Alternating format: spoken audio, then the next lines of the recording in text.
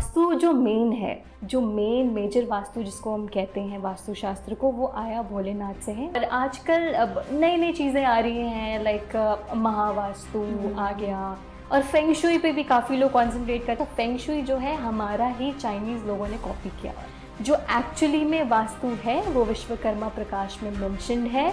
आपको मैं यही सजेस्ट करूँगी कि बाकी के वास्तु और डिस्ट्रैक्शंस में आप ना जाइए, वो बेटर है। जो अभी वास्तु, जो मेजर वास्तु है, जो एग्जैक्टली उसकी जो इम्पोर्टेंस है, वो महादेव से आई है और वो विश्वकर्मा प्रकाश में each and everything has been mentioned very clearly.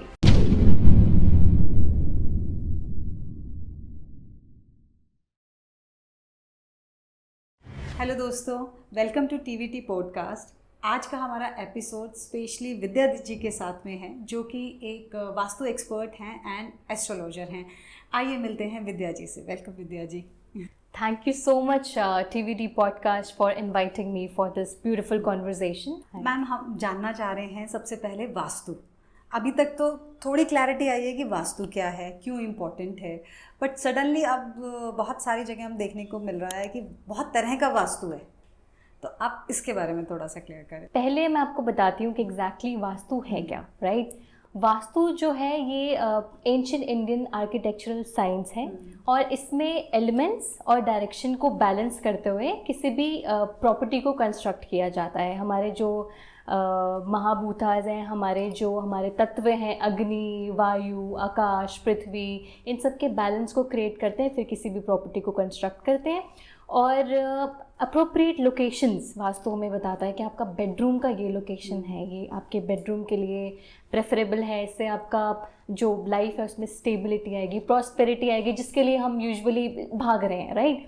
और किचन की क्या पोजीशन होनी चाहिए या वॉशरूम कहाँ पे होना चाहिए, तो वास्तु हमें ये बताता है। अब वास्तु बेसिकली आया कहाँ से है, ये पहले हम इस चीज़ को क्लैरिफाई करते हैं। वास्तु शास्त्र जो है, it has been narrated by Mahadev. Bhole Baba से वास्तु आया है, and it was the lineage of Mahadev जो वास्तुशास्त्र विश्वकर्मा तक पहुंचा। Vishwakarma is the divine architect, everybody knows. भगवान के द्वारा ही उनकी रचना हुई थी, और उनसे ही जो है आर्किटेक्ट की नॉलेज पूरे दुनिया में, विश्व में फैली है। तो महादेव जी से फिर संत पराशर जी थे। पराशर जी ने बृहद्रथा जी को एक्सप्लेन किया था, नरेट किया था, और फिर विश्वकर्मा जी तक पहुंचा था। अब वास्तु जो मेन है, जो मेजर वास्तु जिसको हम कहते हैं वास्तुशास्त्र को, वो आया भोलेनाथ से है, विश्वकर्मा प्रकाश में मेंशन्ड है। विश्वकर्मा प्रकाश एक ऐसा ग्रंथ है जो हमारे लिए एक बहुत बड़ा उपकार है। बेसिकली उसके अंदर एवरीथिंग हैज़ बीन मेंशन्ड। मतलब आपको मैं एक बहुत छोटा सा एग्जांपल देती हूँ। बेड की जो डायमेंशंस होती हैं, बेड का जो साइज़ होना चाहिए, तो विश्वकर्मा प्रकाश में वो भी मेंशन्ड है।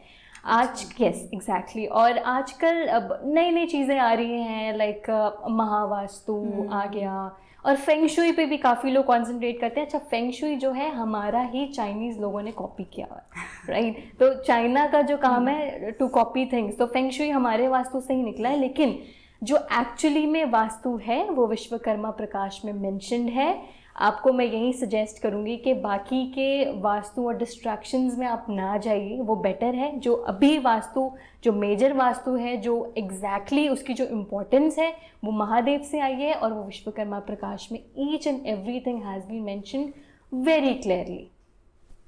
तो अभी ये सुनने में आया था कि ये बीच में वास्तु देवता, हाँ जी, वास्तु देवता से रिलेटेड भी कुछ वास्तु आया है क्या? जी बिल्कुल, वास्तु पुरुष होते हैं। हाँ अब क्या हुआ था कि हमारे 4 युग हैं, राइट? सतयुग है, द्वापर युग है, त्रेता युग है, और कलयुग है। सतयुग में लोगों में सद्गुण था, they had the clarity in their mind, वो काफ़ी कॉन्शियस थे, प्रेयर्स करते थे, ये सात्विक खाना खाते थे, तो उनका माइंड भी काफ़ी शांत रहता था उस हिसाब से। लेकिन जैसे जैसे टाइम आगे बढ़ा तो लोगों में ग्रीड आई, ग्रीड देखी। देवी देवता तो सब नोटिस करते हैं, अभी भी सब कुछ देख ही रहे हैं, तो उन्होंने नोटिस किया कि लोगों में अब मटीरियलिस्टिक डिज़ायर्स आ रहे हैं। तो अब उनको लगा कि एक वास्तु पुरुष की ज़रूरत है। तो ब्रह्मा जी ने कृतिका नक्षत्र में सैटरडे के दिन पे वास्तु पुरुष का निर्माण किया था। और वास्तु पुरुष किसी भी प्रॉपर्टी में औंधे मुंह लेटे होते हैं, और उनका जो सर होता है वो नॉर्थ ईस्ट डायरेक्शन में स्थापित होता है। उनके फीट जो हैं वो साउथ वेस्ट में, और जो उनका स्ट्रक्चर है उस स्ट्रक्चर पे मतलब हर स्ट्रक्चर को डिवाइड किया गया है, और हर स्ट्रक्चर, हर पार्ट का एक अलग देवता होता है, और जैसे वो स्ट्रक्चर है उस हिसाब से अगर प्रॉपर्टी को कंस्ट्रक्ट करते हैं तो हेल्थ, वेल्थ, स्पिरिचुअलिज्म, हर एक चीज़ का बैलेंस जो है वो आप अपने प्रॉपर्टी में क्रिएट कर लेते हैं, और उस घर में रहने वाले सदस्य हर एक चीज़ से परिपूर्ण रहते हैं। सुख समृद्धि उस घर में होती है जो वास्तु के हिसाब से अपना घर क्रिएट करते हैं, कंस्ट्रक्ट करते हैं, बनाते हैं। अभी आपने जिक्र किया फेंग शुई का जी, तो फेंग शुई से रिलेटेड कुछ चीज़ें बताएं, क्योंकि आजकल घर तो बन भी गया है और कभी वास्तु से है या नहीं है, लेकिन वास्तु से बना तो लिया लेकिन उसमें अब क्या चीज़ें रखनी है उसमें गड़बड़ हो जाती है। ये तो है। तो फेंग शुई आई थिंक आसान तरीका है लोगों को जल्दी से उसको अपनी स्पेस को बैलेंस करने का। यस, एक्चुअली फेंग शुई में जो सबसे अच्छी जो मुझे बात लगी है वो क्रिस्टल्स पे उन्होंने बहुत ही ज़्यादा फोकस किया है, और that is a very beautiful thing, because crystals भी अब कैसे, अब जैसे एक बच्चा पैदा होता है माँ के पेट से होता है, राइट, तो क्रिस्टल्स जो है हमारे धरती के अंदर से निकलते हैं, और हमारी जो धरती माँ है उनका काम है कि अपने इंडिविजुअल्स को या उनके जो बच्चे इस धरती पे रहते हैं उनको ऑक्सीजन देना, पानी देना, उनके फूड का ध्यान रखना। उसी तरह से उनमें से निकले क्रिस्टल्स क्या करते हैं, जो भी आपके प्लैनेट्स की डेफिशिएंसी है या घर में अगर कुछ ऐसी डायरेक्शंस है जहाँ पे हम वो क्रिस्टल्स प्लेस करते हैं तो एक एनर्जी का बैलेंस जो है वो क्रिस्टल्स क्रिएट कर देते हैं। और क्रिस्टल्स फॉर्म कैसे होते हैं कि अगर like cooling of the मॉल्टन rocks या फिर evaporation of rich mineral water हो गया, या फिर हाई टेम्परेचर्स, हाई प्रेशर्स जब अर्थ के अंदर होते हैं तो क्रिस्टल्स फॉर्म होते हैं। अब हर एक ग्रह का भी अलग अलग क्रिस्टल है, स्टोन है हर एक प्लैनेट का, और हर एक डायरेक्शन का भी अलग अलग क्रिस्टल है। तो अगर हम उसके हिसाब से क्रिस्टल्स को प्लेस करते हैं तो हमारे घर में बहुत ही अच्छी वाइब्रेशन और पॉजिटिविटी क्रिएट होती है और नेगेटिविटी निकल जाती है। तो ऐसे कौन से जनरल क्रिस्टल्स हैं जो हम अपने घरों में रखें और हमारा एनर्जी अगर जो थोड़ी अनबैलेंस हो रही है वो बैलेंस हो सके? तो सबसे अच्छा जो क्रिस्टल मैं रिकमेंड करूँगी एमेथिस्ट है। एमेथिस्ट जो क्रिस्टल है वो आपकी स्पिरिचुअल डेवलपमेंट करता है। लोग जो घर में रहते हैं, किसी को स्लीपिंग इश्यूज, इंसोम्निया की ये प्रॉब्लम्स होंगी, तो if you place N amethyst near your bed या अपने साथ कैरी करते हैं या फिर नॉर्थ ईस्ट डायरेक्शन में एमेथिस्ट को प्लेस करते हैं तो बहुत ही अच्छा रहता है। मतलब बहुत ही काम और सूदिंग सा एनवायरनमेंट होता है घर में, तो एमेथिस्ट बहुत अच्छा है। और कहीं घर जहाँ पे लव में प्रॉब्लम्स हो या हस्बैंड वाइफ में वो स्पार्क ख़त्म हो गया हो, या फिर you know if they want to have that bond, attractiveness जो एक दूसरे की तरफ होती है वो हो, तो रोज़ क्वार्ट्ज बहुत ही अच्छा क्रिस्टल है। उसको आप साउथ वेस्ट डायरेक्शन में प्लेस अगर करते हैं तो घर में प्यार वाला माहौल, या फिर जो न्यूली वेड कपल होते हैं कहीं में काफ़ी मिसअंडरस्टैंडिंग चल रही होती है तो उससे वो भी काफ़ी अच्छा बैलेंस क्रिएट होता है। अच्छा, मैं बात करूँ लक की। अब कई लोग बोलते हैं, I mean we have seen lot of people जिनको जो बिना कुछ किए ना उनका लक काम करता है, राइट, कुछ भी नहीं करते और उनको सब कुछ मिल जाता है। और कई लोग अपना दिन रात लगा के मेहनत करते हैं बट उनको वो चीज़, वो लक नहीं मिल पाता लाइफ में। सो लक को अट्रैक्ट करने के लिए ग्रीन एवेंचुरिन, अगर ये वाला स्टोन आप ईस्ट डायरेक्शन में प्लेस करते हैं तो आप बहुत लक को अपनी लाइफ में अट्रैक्ट करते हैं। And it is a very good stone. ये हेल्थ को भी मेंटेन करके रखता है घर वालों की, और ईस्ट डायरेक्शन को चार्ज करके रखता है, तो it is again a very good thing. और one of my favourite stone, मैं उसकी बात ज़रूर करती हूँ, मनी मैग्नेट भी उसको बोलते हैं, golden pyrite. Golden pyrite, that is also a very, ये मेरा खुद का एक्सपीरियंस है, मैं खुद भी उसको अपने वॉलेट में और अपने लॉकर में रखती हूँ। तो अगर आप अपने लॉकर में या साउथ ईस्ट डायरेक्शन में अगर आप गोल्डन पायराइट को रखते हैं तो वो अग्नि कोण है बेसिकली, तो वो चार्ज हो जाता है एंड वो a lot of opportunities get attracted towards you. तो अपॉर्चुनिटीज़ आएंगी तो पैसा आएगा, राइट। तो गोल्डन पायराइट को अगर आप रखते हैं तो वो एक पैसे का मैग्नेट की तरह काम करता है, तो I would again recommend this. और एक और है, उसको हम येलो सिट्रीन कहते हैं। येलो सिट्रीन, या तो if you keep it in the north direction और घर में किसी को भी हेल्थ इश्यूज़ आ रहे हों या घर की फीमेल को अगर कुछ प्रॉब्लम हो रही हो या फिर अगर मेंटल इश्यूज़ आ रहे हो, तो अगर आप उसको नॉर्थ डायरेक्शन में रखते हैं तो काफ़ी अच्छा सूदिंग एनवायरनमेंट प्लस एक अच्छा एनवायरनमेंट घर में हो जाता है, खुशियाँ आती हैं।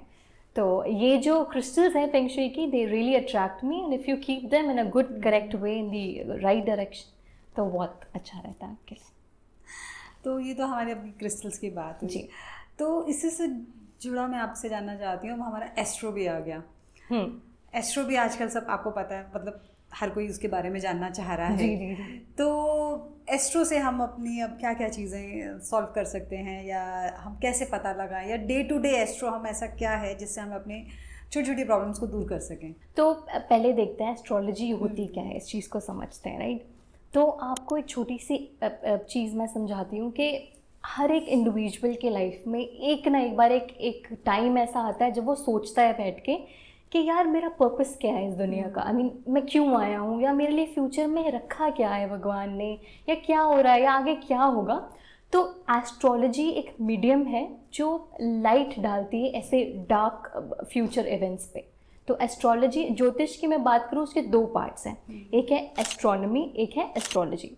अब एस्ट्रोनॉमी क्या होता है? It is the scientific study of the celestial bodies, जो हमारे प्लैनेट्स हैं उनका कॉन्स्टिट्यूशन क्या है, उनका मैग्नीट्यूड क्या है, लोकेशन क्या है, मोशन क्या है, या आप सिंपल लैंग्वेज में इसको कह सकते हैं कि संपूर्ण ब्रह्मांड की जो साइंस है उसको समझने को हम एस्ट्रोनॉमी कहते हैं। अब आर्यभट्टा जी थे हमारे एमिनेंट मैथमेटिशियन और एस्ट्रोनॉमर, उन्होंने जो सिग्निफिकेंट कंट्रीब्यूशन करे हैं एस्ट्रोनॉमी पे, उसने इनडायरेक्टली ना एस्ट्रोलॉजी पे इन्फ्लुएंस डाला था। कैसे डाला था? क्योंकि जब उन्होंने बताया ना कि ये डायरेक्शंस होती हैं, ये पोजीशंस होती हैं, तो कहीं ना कहीं उसने एक foundational knowledge the about the accurate astrological predictions. तो इसकी वजह से लोगों को समझना शुरू हुआ। फिर धीरे धीरे क्या हुआ कि एक बहुत ही अच्छा ग्रंथ है, उसमें एस्ट्रोलॉजी के बारे में बहुत अच्छी एक्सप्लेनेशन की गई, जिसका नाम बृहत पराशर होरा शास्त्र है। फिर वरा मिहिरा जी आए, he was an eminent astrologer जिन्होंने एस्ट्रोलॉजी को और आगे बढ़ाया। और एक चीज़ मैं बहुत प्राउडली कहना चाहती हूँ और आपको भी बहुत खुशी होगी सुन के कि एस्ट्रोलॉजी जो है उसने, क्योंकि वो वैदिक काल से चली आ रही है, मतलब वैदिक पीरियड में स्टार्ट हो गई थी, 1500 BCE से वो उसका स्टार्टिंग हो गया था। तो एस्ट्रोलॉजी को ना हम वेद अंग भी कहते हैं, लिम्ब ऑफ वेद। तो मतलब वो वैदिक काल से चली हुई आ रही है और आज तक जीवित है। मतलब I have seen a lot of youth going into astrology, और उनको बुक्स पढ़ना अच्छा लगता है या एस्ट्रोलॉजर से बात करना अच्छा लगता है। तो that is a very beautiful thing कि जो एस्ट्रोलॉजी के जो कंट्रीब्यूशन है उसने हमारे भारत की जो संस्कृति है और साइंटिफिक हेरिटेज है उसको अमर बना दिया। तो that is a very beautiful thing. और एस्ट्रोलॉजी में बेसिकली प्लैनेट्स होते हैं और 12 हाउसेस होते हैं। हमारे जो मेजर प्लैनेट्स हैं वो sun, moon, Mercury, Jupiter, Rahu, Ketu, Venus, तो ये प्लैनेट्स होते हैं। और जब भी एक इंसान का बर्थ होता है, जब उसका फर्स्ट उसका टच होता है एक्सटर्नल एनवायरनमेंट से, तो उस चीज़ को हम स्पेशल टाइम कहते हैं। तभी एस्ट्रोलॉजी में चार्ट बनाने, जब हम चार्ट बनाते हैं एग्जैक्टली उस टाइम को ना बहुत इंपॉर्टेंस दी गई है। तभी आपसे एस्ट्रोलॉजर्स पूछते हैं कि आपका बर्थ टाइम क्या है। तो वो एक स्पेशल टाइम होता है। और जो बर्थ चार्ट होता है ना, वो एक फ़ोटो होती है। किस चीज़ की फ़ोटो होती है वो? कि उस टाइम आकाश में कौन सा नक्षत्र है और कौन सा प्लैनेट किस पोजीशन में प्लेस्ड है। तो वो एक फ्रोज़न इमेज होती है, वो हमारा बर्थ चार्ट होता है। और एक चीज़ मैंने देखी है कि आजकल जो एस्ट्रोलॉजर्स हैं, I mean I should not say that, but this is something which is bothering me a lot, कि they don't have even the basic knowledge of 12 houses and still they are predicting for people, that is wrong. तो इसके लिए एक अलग नरक बनाया है भगवान ने जो ये काम कर रहे हैं। ऑनेस्टली मैं बता रही हूँ, ये this shouldn't be done, because आप इस चीज़ को इस चीज़ से रिलेट करें। अगर आपकी स्टडी कंप्लीट नहीं है तो आपको प्रेडिक्शन नहीं करनी चाहिए। बिकॉज आपको अब एक एग्जांपल देती हूँ, अगर कोई डॉक्टर है, ठीक है, अगर वो कुछ भी प्रिस्क्राइब कर रहा है कोई मेडिसिन अपने पेशेंट को, किसके बेसिस पे? लेबोरेटरी की इनएक्यूरेट रिपोर्ट के ऊपर, तो क्या वो ट्रीटमेंट कर पाएगा उसका? नहीं। तो ऐसे ही अगर इनएक्यूरेट प्रेडिक्शन आप करके रेमेडीज देते हैं तो this is again a very big धोखा। And I have heard people saying के 4 लाख की पूजा बोल दी, 1 लाख की पूजा बोल दी, और हमें बोल रहे हैं कि नहीं आप ऐसा करोगे तो ऐसे रिजल्ट आएंगे। ऐसा बिल्कुल भी नहीं है। जो एस्ट्रोलॉजी के हमारे ग्रंथ हैं उसमें डे टू डे आप घर बैठे बैठे ऐसी रेमेडीज़ कर सकते हैं जिससे आप प्लैनेट्स के नेगेटिव इम्पैक्ट को बैलेंस कर सकते हैं, उसके नेगेटिव इफ़ेक्ट को कम कर सकते हैं। एक छोटा सा एग्जांपल दूंगी आपको मैं। जैसे शनि है, अब शनि भगवान से सब डरते हैं, सब डरते हैं। तो अब क्या है कि जो शनि देव हैं, आपको मैं बहुत बेसिक रेमेडीज़ बताऊंगी, आप सुन के आपको अच्छा भी लगेगा कि उससे आप घर बैठे बैठे अपने शनि को इम्प्रूव कर सकते हैं। तो अगर आप ऐसे मीनिंगलेस चीज़ें करते हैं, जैसे आप उठे, आपको पता है आपके घर पे मेड लगी है, फिर भी अगर आप अपना बेड सेट करते हैं, अपना शू रैक जो है उसको खुद सेट करते हैं, डेकोरेट करते हैं, साफ़ जूते पहनते हैं और किसी भी नीडी की हेल्प करते हैं, शनि भगवान खुश हो जाते हैं। तो शनि भगवान चाहता है कि आप छोटा सा छोटा काम करो। और जिम करते हैं जो लोग, जिम करने से भी आपका सैटर्न इम्प्रूव होता है। तो ऐसे ऐसे बेसिक रेमेडीज़ है जो हमारे ग्रंथों में मेंशन्ड है। तो instead of going for that big puja, जो इंसान ऑलरेडी परेशान है, जो ऑलरेडी फाइनेंशियली परेशान है या मेंटली अपसेट है, वो कैसे 4 लाख 3 लाख रुपए फॉर अ पूजा खर्चेगा, राइट? तो हमारे ग्रंथों को अगर हम सही से फॉलो करें, उसमें बहुत बेसिक रेमेडीज़ दी गई हैं, वो आपको खुद ब खुद उस प्लैनेट को बैलेंस कर देंगी और आपको कहीं जाने की ज़रूरत नहीं। तो ये जो हमारी एस्ट्रो की बात हो गई, तो इसके अंदर हम ठीक है हमारे प्लैनेट्स को हम बैलेंस कर लेते हैं, बट आजकल ये बहुत ज़्यादा बीच बीच में आ जाता है। जैसे अभी आया शनि हमारे वक्री हो गए हैं, तो बहुत सारे लोगों को पैनिक हो गया। अब मतलब भी नहीं पता, मीनिंग ही नहीं पता कि ये क्या है, पैनिक सब हो गए। तो इसके बारे में थोड़ा बताएंगे क्या है? देखो, शनि ग्रह जो हैं वो उनका काम है आपको रिजल्ट देना आपके कर्मों के हिसाब से, ठीक है? और एक शनि देवता ही हैं सारे प्लैनेट्स में से एक जो बहुत छोटी छोटी चीज़ों में खुश हो जाते हैं। उनका जो लगाव है, उनका जो एक अलग से एक अफेक्शन है, वो हेल्पर्स और सर्विस प्रोवाइडर्स के लिए बहुत ज़्यादा है। तो अगर आप कि चाहे कोई दशा चल रही हो, महादशा चल रही हो, आपकी 7.5 चल रही हो, अगर आप बेसिक चीज़ें करके आप जैसे आपने कपड़ों का डोनेशन कर दिया, या आप सपोज़ करें आप जैसे कोई भी नीडी हैं उनको आपने ब्लैंकेट डोनेट कर दिया, या कुछ भी अगर आप खाने को डोनेट कर देते हैं, तो उसी से आप अपने शनि ग्रह को बैलेंस करते हैं। दूसरी चीज़ जिससे शनि भगवान खुश होते हैं, अपने कर्मों को क्लीन रखो। आप ये डोनेशन कर रहे हो, आपने ये दान कर दिया, वो दे दिया, लेकिन आपके कर्म है कि मैं इसका बुरा कर दूं, उसका बुरा कर दूं, आपके दिमाग में अगर थॉट भी आ गया, करने की तो बहुत दूर की बात है, then you will get that punishment. तो बस एक चीज़ पे फोकस रखो, नाम साधना करो, जो सबसे बड़ी चीज़ है। आप कृष्ण जी की साधना करो, आप दामिनी मंत्र है, दामिनी जी जो हैं वो शनि देव की वाइफ हैं, उनके मंत्र की साधना अगर आप करते हो, आप शनि देव को हनुमान चालीसा करो, आप इन सब छोटी रेमेडी से ही अपने लाइफ में बैलेंस क्रिएट कर सकते हो। और शनि देवता जी ना आपका पेशेंस चेक करते हैं। अगर आप पेशेंस मेंटेन करके रखते हो, आप पैनिक नहीं होते हो, आप शांत रहते हो, नॉर्मल रहते हो, अब पिछले जन्म में आपने ऐसे कुछ कर्म करें जिसका आपको इस जन्म में पे ऑफ करना पड़ेगा, आपको उस चीज़ को भरना पड़ेगा।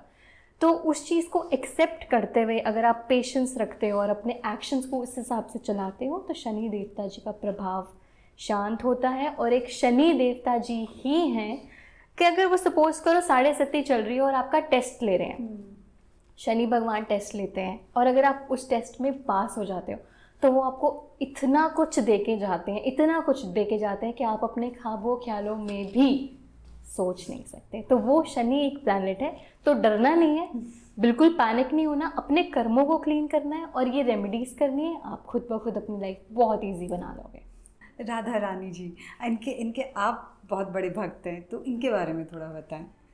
देखिए, राधा रानी जी की आपने बात करी है, तो आप एक चीज़ से मैं आपको एक्सप्लेन करूँगी कि आपने जितनी भी देवियाँ देखी होंगी, सबके हाथों में कोई ना कोई शस्त्र है।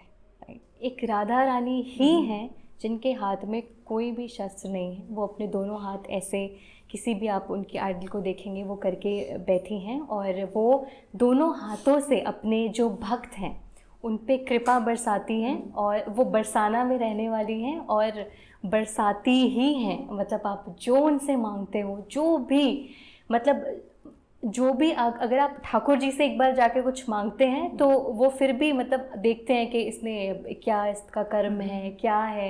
लेकिन एक राधा रानी ऐसी है कि आप कुछ भी करके चले जाओगे ना, फिर भी वो अपनी दोनों बाहें फैला के आपको एक्सेप्ट करेंगी, आपको वेलकम करेंगी, और आपको एक माँ की तरह जो है वो बहुत ही ज़्यादा प्यार देंगी।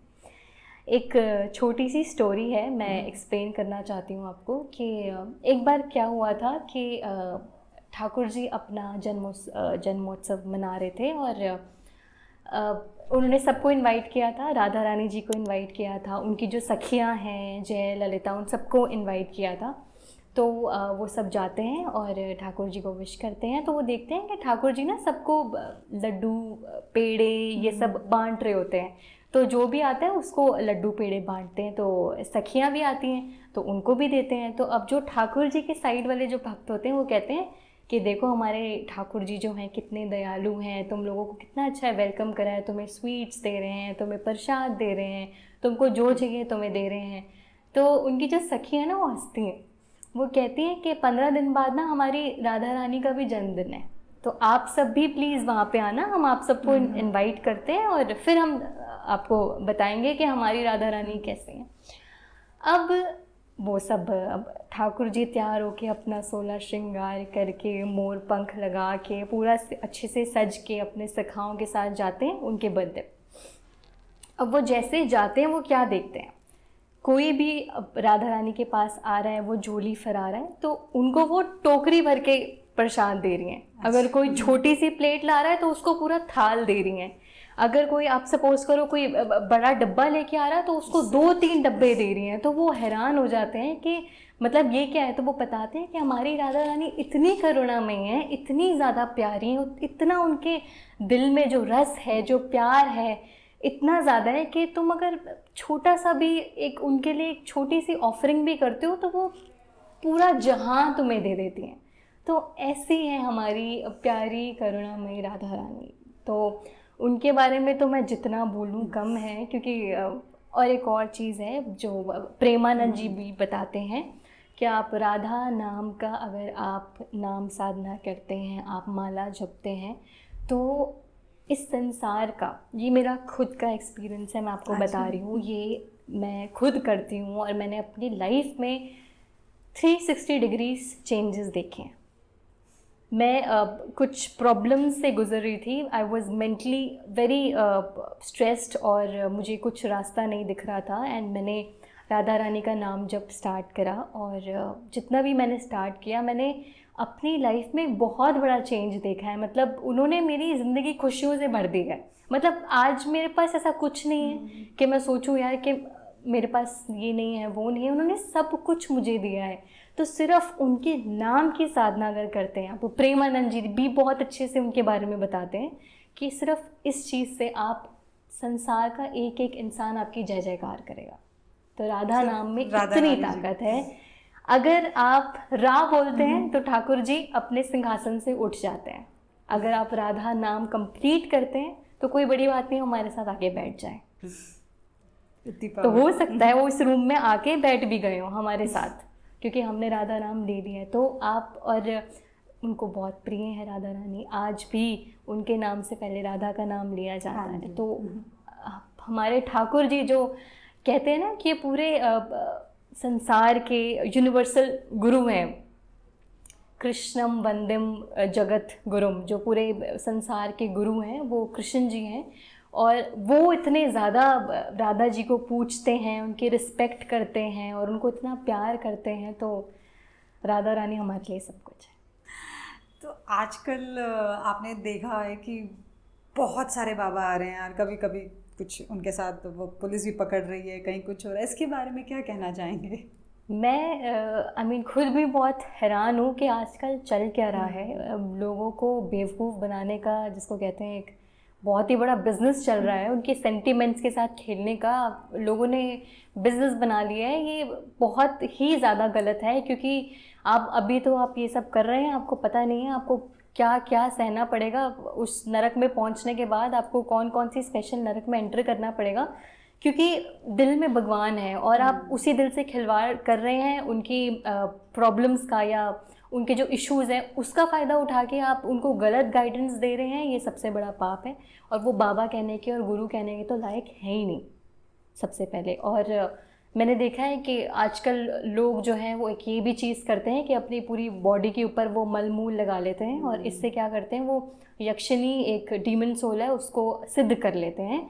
और ये खैर मैं अपना एक्सपीरियंस शेयर करती हूँ, ये मेरे साथ हुआ है। आजकल क्या होता है कि कई बार ऐसा होता है बाबा नीचे से आते हैं, बेल बजाते हैं और वो कुछ ना कुछ आपके बारे में बताना शुरू कर देते हैं। अब क्या होता है कि उन्होंने यक्षिणी को सिद्ध कर लिया, यक्षिणी उनके यहाँ पे बैठी है। अब यक्षिणी का काम है पास्ट के बारे में बताना, तो वो जो बाबा लोग बन के आते हैं तो यक्षिणी उनको कान में बताती है कि इसका पास्ट ये था, तो मुझे बोला तुम्हारे इतना तुम्हारा ये भाई है, तुम्हारे डैड का ये बिजनेस है। तो ऑब्वियसली एक टाइम पे मुझे भी लगा यार मीन इनको इतना पता है तो कुछ ना कुछ तो है इनके पास।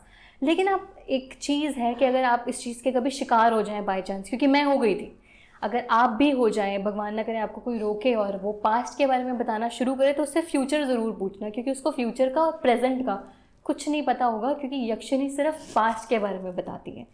तो क्या हुआ था कि then my family also got impressed कि यार कोई तो आया है, इसके पास कुछ शक्ति है। उसको अंदर बुलाया हमने घर के और धीरे धीरे रियलाइज़ करा, क्योंकि जब आप उनसे क्वेश्चन पूछते थे, आप उनसे इंटरेक्ट करने की कोशिश करते थे, तो वो थोड़ा पॉज लेते थे, मतलब ऐसा लग रहा था कि somebody is telling them। तो फिर बाद में पता लगा कि यक्षिणी ही उनको सब कुछ बता रही थी और रियलाइज़ हो गया, क्योंकि वो काफ़ी पॉज लेते थे। और फिर जब फ्यूचर का पूछना शुरू हुआ या प्रेजेंट का पूछना शुरू हुआ तो मैच बैठा नहीं। देन आई रियलाइज कि उन्होंने यक्षिणी को सिद्ध किया हुआ है। और ये फिर उसके बाद they started asking for money, कि हमने इतना बताया है, अब हमें 50,000 दो, हमें ये दो, हमने वो दो, तुम्हारा ये हो जाएगा वो हो जाएगा। अगेन डर का बिजनेस, सबसे बड़ा बिजनेस डर का बिजनेस। तो फिर उन्होंने ये मांगना शुरू करा, फिर कैसे तैसे करके हमने उनको घर से बाहर निकाला। और फिर मैंने इस पे और रिसर्च करी बेसिकली। तो ध्यान रखना कभी भी, आपके व्यूअर्स के लिए भी है कि अगर आप ऐसा कुछ एक्सपीरियंस करें तो जस्ट इग्नोर एंड आप उनको अपने घर के अंदर स्पेशली ना आने दें, क्योंकि मैं नहीं चाहती जो गलती मैंने करी वो कोई और करे। तो this is also something which is going on. और ये भी मैंने देखा है लोग, अब मैं नाम नहीं लेना चाहती, कि हमें समोसे दिख रहे हैं, पकोड़े दिख रहे हैं और आप नाश्ते में ये खा के नहीं आए और आपको अपने मामा जी को ये देना है उनको।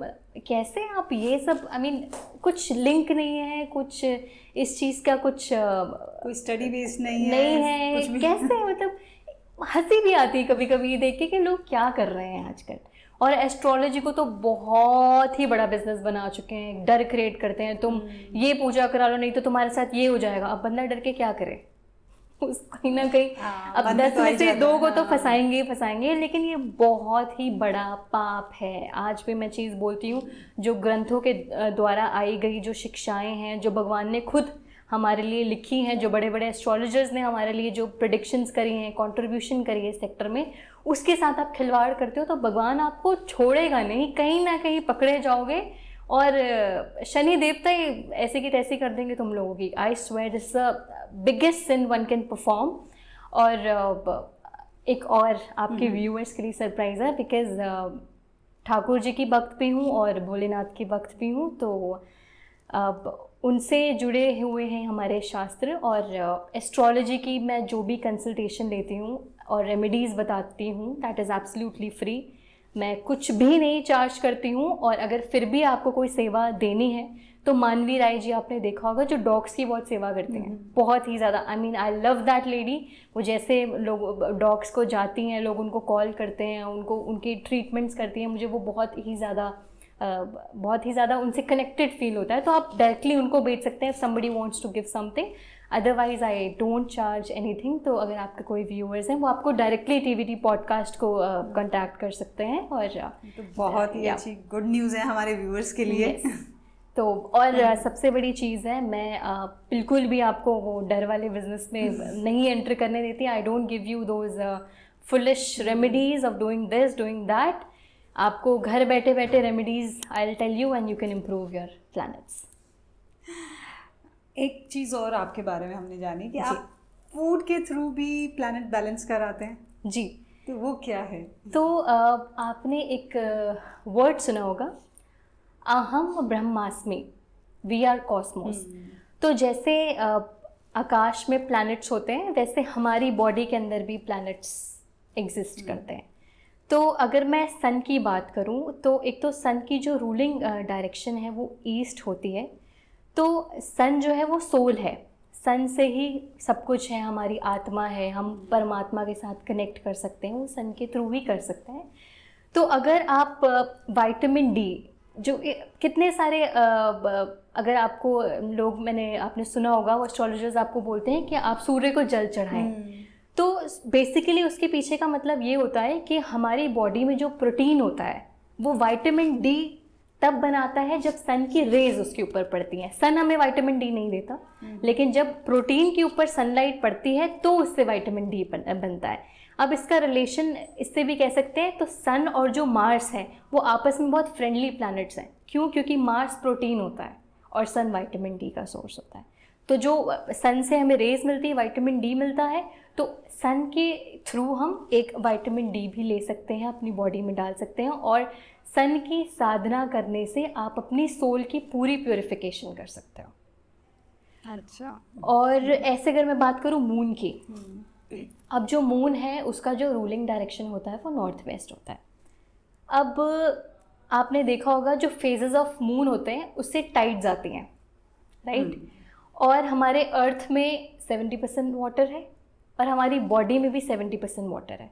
तो ऑब्वियसली वो मून के फेजेस हैं, हमारी बॉडी को इफ़ेक्ट करते हैं, हमारे माइंड को इफ़ेक्ट करते हैं। तो अगर आप अपने आप को हाइड्रेटेड रखते हो, अगर आप 2.5 लीटर से 3 litres of water daily consume करते हो, तो आप अपने मून को बैलेंस करते हो। और अगर आप अपने मून को बैलेंस करते हो तो आप अपने माइंड को बैलेंस करते हो, जो बहुत ही ज़्यादा इम्पॉर्टेंट होता है प्रोडक्टिविटी के लिए। अगर हम सपोज़ करो कोई डिसीजन नहीं ले पाते हैं, अगर हम छोटी छोटी बातों पे चिड़चिड़े हो जाते हैं, या हमारे जो संत महात्मा हैं उन्होंने ये भी बोला है हमारे ग्रंथों में कि अगर आपके जो चित्त है उसके साथ अगर इम्प्योरिटीज़ कनेक्ट हो जाती हैं तो आप आगे का सोच नहीं पाते हो। अगर आप उसको धीरे धीरे अनकवर करोगे तो आप लिबरेट हो जाओगे। तो क्या होता है कि इमोशनल ट्रॉमास जो एक इंसान एक्सपीरियंस करता है, या डीप अटैचमेंट हो जाती है किसी इंसान से, फिर सेपरेशन होता है, तो वो चीज़ इंसान हैंडल नहीं कर पाता। तो वो हम तब हैंडल कर पाते हैं जब हम अपने मून को स्ट्रॉन्ग कर लेते हैं। तो मून का ठीक होना बहुत ज़रूरी है। और एक और चीज़ बताती हूँ, अगर ये आपके व्यूअर्स घर पे बैठे बैठे भी चेक कर सकते हैं, अगर किसी का moon 6th house, 8th house या 12th हाउस में होता है तो वो इंसान जो है अपने पिछले जन्म में बहुत ही ज़्यादा ट्रॉमा एक्सपीरियंस करके आया होता है। तो ऐसे लोगों के लिए मेडिटेशन बहुत ज़रूरी है। खैर मेडिटेशन हर एक इंसान के लिए ज़रूरी है क्योंकि वो आपके मून को भी काम करता है और आप डिसीजन लेने के काबिल हो जाते हो। तो ऐसे लोगों के लिए meditation is again very important. अब नेक्स्ट बात करते हैं मार्स की, जो हमने बात करी। अब मार्स जो है उसमें क्षत्रिय गुण है, और क्षत्रिय गुण मतलब अगेन प्रोटीन होता है। और आपको डॉक्टर्स बोलते हैं कि आपको 0.6 से 0.8 ग्राम पर kilogram of your weight you have to take protein. तो अगर आपको अपना मार्स को बैलेंस करना है तो आयुर्वेद में भी मेंशन है ये रेमेडी, जो आयुर्वेद हमारा ग्रंथ है उसमें भी लिखा हुआ है कि अपने मार्स को बैलेंस करने के लिए अगर आप खिचड़ी खाएं, खिचड़ी में 3 portions of moong dal, 1 portion of rice and देसी घी, तो आप अपने मार्स को बैलेंस कर सकते हैं। तो इतने इजीली आप अपने प्लैनेट्स को बैलेंस कर सकते हो। ये तो बहुत इजी है, क्या बहुत इजी है, बहुत इजी है। अब जुपिटर हो गया। आयुर्वेद बोलता है कि जो जुपिटर है वो it is the good fat of your body. तो अगर आप अपने खाने में जो आपकी जो डाइट है उसमें 10% ऑफ देसी घी को ऐड करते हैं तो आपका जुपिटर है वो स्ट्रांग हो जाता है, बैलेंस हो जाता है। तो इसके लिए आपको कुछ और करने की ज़रूरत नहीं है। अगर आप ये खाना भी यूज़ करते हैं, इस टाइप का अपने डाइट में, डेली डाइट में इंक्लूड एग्जैक्टली इंक्लूड करते हैं, तो आप अपने प्लैनेट्स को अपने खाने से भी बैलेंस कर सकते हैं।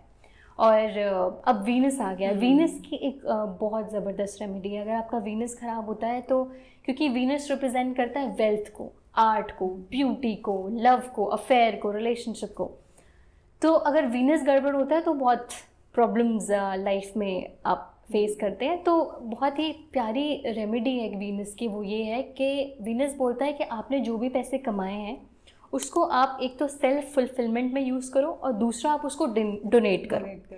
तो अगर आप ये करते हैं तो कोई भी वीनस से रिलेटेड आपको इशू नहीं आता। फिर भी अगर आपको कोई बोले ना आपका वीनस बहुत ख़राब है, आपके साथ ये हो जाएगा वो हो जाएगा, तो बहुत प्यारा रेमेडी है। अगर आप किसी भी लड़की की एजुकेशन को स्पॉन्सर कर देते हैं, आपका वीनस बहुत अच्छा हो जाता है, कुछ और करने की नहीं ज़रूरत। आप किसी भी बच्ची को पढ़ा दें, आपका वीनस बहुत बढ़िया काम करेगा। तो ऐसे आप सिंपली जो फूड्स हैं उससे भी अपने प्लैनेट्स को जो है आप नॉर्मल कर सकते हैं, बैलेंस कर सकते हैं और हैप्पीनेस को अट्रैक्ट कर सकते हैं।